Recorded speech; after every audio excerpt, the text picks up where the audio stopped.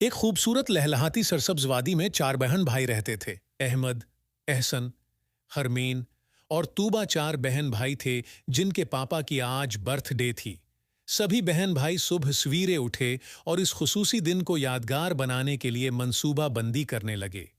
अहमद ने सबसे पहले किचन में जाकर एक खूबसूरत केक बनाने का फैसला किया।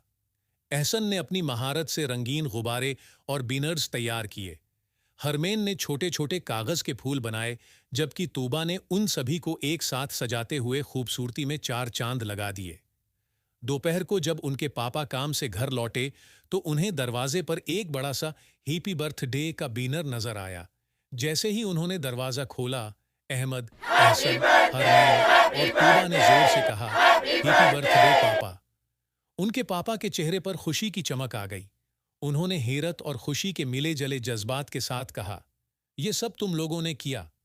बच्चों ने एक साथ जवाब दिया, हाँ पापा, आपके लिए। फिर सबने मिलकर केक काटा और खूब हंसी मजाक किया।